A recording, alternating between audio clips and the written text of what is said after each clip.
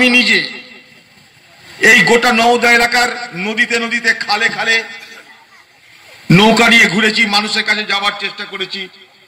আমি জানি এখানকার সেই ভূগোল, এখানকার সেই মানুষকে আজ থেকে নয় দীর্ঘদিন ধরে চিনি জানি।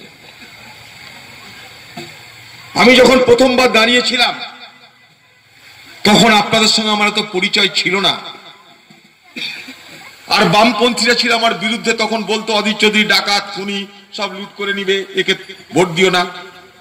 কোথাও গিয়ে বলতো আরে অধীর চৌধুরী সে তো খুনি, তার তো ক্যান্সার হয়েছে, সে তো মরেই যাবে, ভোট দিয়ে লাভ কি, কত কি কথা।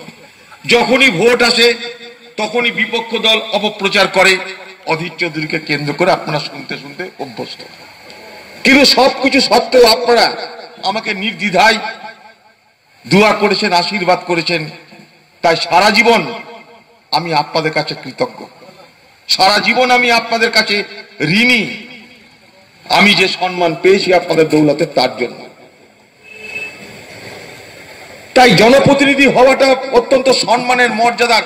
মানুষ বিশ্বাস করে কারোর হাতে দায়িত্ব দেয়, এটার থেকে বড় সম্মান একটা রাজনৈতিক ব্যক্তির আর কি হতে পারে। এবং এটা ভারতবর্ষে কি করে সম্ভব? ভারতবর্ষে গণতন্ত্র আসে বলে এটা সম্ভব। এই গণতন্ত্রের পরিকাঠামো ভারতবর্ষের সব থেকে মূল স্তম্ভ, যার উপরে দাঁড়িয়ে আছে আমাদের দেশ। যেমন ইসলাম দাঁড়িয়ে আছে পঞ্চস্তম্ভের উপরে, আরকান আল দিন, শাহাদা, সালাত, জাকাত, সিয়াম, হজ। সেরকম ভারতবর্ষ দেশটা দাঁড়িয়ে আছে এই রকম কতগুলো স্তম্ভের উপরে। একটা স্তম্ভের নাম গণতন্ত্র, আরেকটা স্তম্ভের নাম ধর্মনিরপেক্ষতা, একটা স্তম্ভের নাম সকলের সমান অধিকার, একটা স্তম্ভের নাম সকলের সমান বিচার, একটা স্তম্ভের নাম সকলের জন্য ন্যায় বিচার। এরকম স্তম্ভের উপরে দাঁড়িয়ে আছে গোটা দেশ।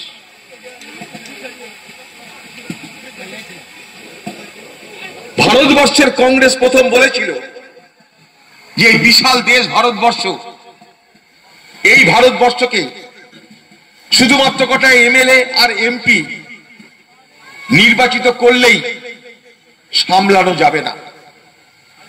মহাত্মা গান্ধী বলতেন যে India begins and ends in villages. Bharatvarsha শুরু হয়, ভারতবর্ষ শেষ হয় ভারতবর্ষের গ্রামে।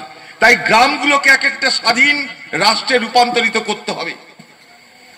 গ্রামের উন্নয়ন, গ্রামের ভালো মন্দ, গ্রামের বিচার, গ্রামের কৃষি, সব তারা নিজেরা ঠিক করবে। অর্থাৎ এক একটা গ্রাম হবে এক একটা ছোট ছোট রাষ্ট্র, দেশ। কে বলেছিল? মহাত্মা গান্ধী। কংগ্রেস মহাত্মা গান্ধীর স্বপ্ন পূরণ করবার জন্য কি সিদ্ধান্ত নিল? ভারতবর্ষে এই যে নির্বাচন আসছে, আগামী দিনের লোকসভা নির্বাচন, কটা এমপি মোট নির্বাচিত হবে? 543টা এমপি। মনোনীত হবে 2 জন এমপি, অর্থাৎ মোট 545টা এমপি হবে লোকসভা। ভারতবর্ষে এমএলএ কত হয়? 4,500 মতন এমএলএ। ভারতবর্ষের জনসংখ্যা আজকে 132 কোটি। এত বড় দেশ, এত মানুষের সমস্যা, এই কটা এমপি, 545টা এমপি আর 4,500 এমএলএ সামলাতে পারবে? পারে না, পারা উচিত নয়। এই লক্ষ লক্ষ কোটি কোটি মানুষের জন্য কয়েকটা এমপি, কয়েকটা এমএলএ যথেষ্ট নয়। কে বুঝেছিল? ভারতবর্ষের কংগ্রেস পার্টি। তারা কি বলতে চেয়েছিল? রাজীব গান্ধী তাই বলেছিল, পাওয়ার টু দ্য পিপল। মানুষকে ক্ষমতা দাও, ডিভলিউশন অফ পাওয়ার। ক্ষমতার হস্তান্তরীকরণ করো, ক্ষমতার বিকেন্দ্রীকরণ করো। কেন? যাতে গ্রামে গ্রামে, শহরে শহরে, নগরে নগরে, গঞ্জে গঞ্জে মানুষ তার নিজের মতন করে ক্ষমতা ভোগ করবে এবং তার ভালো মন্দ চিন্তা করবে। দিল্লিতে বসে বালি টুঙি কথা চিন্তা না করে যদি গ্রামে বালি টুঙির কথা চিন্তা করার ব্যবস্থা করা যায়, এর থেকে বড় ক্ষমতার বিকেন্দ্রীকরণ আর কিছু হতে পারে না। শুনলে অবাক হবেন যে ভারতবর্ষে 6 লক্ষের উপরে গ্রাম আছে, আর এই ভারতবর্ষের পঞ্চায়েত এবং পৌর এলাকায় অর্থাৎ শহর এলাকায় যে ভোট হয় তার মধ্য দিয়ে প্রতি 5 বছর অন্তর অন্তর 33 লক্ষ জনপ্রতিনিধি নির্বাচিত হয়। তাহলে কি দাঁড়ালো? ভারতবর্ষ চালানোর জন্য 545টা এমপি, ভারতবর্ষের রাজ্যগুলোকে চালানোর জন্য 4500 এমএলএ, ভারতবর্ষের গ্রাম আর ছোট ছোট শহরকে চালানোর জন্য 33 লাখ জনপ্রতিনিধি। এটাকে কি বলা হয়? ক্ষমতার বিকেন্দ্রীকরণ। ভারতবর্ষে 3টে সরকার, একটা কেন্দ্রের সরকার, একটা রাজ্যের সরকার, আর একটা স্থানীয় সরকার। এই স্থানীয় সরকারকে বলা হয় পঞ্চায়েতি রাজ। 5 বছর পর পর ভোট হয়, মানুষ ঠিক করে তার গ্রামের সরকার কে পরিচালনা করবে।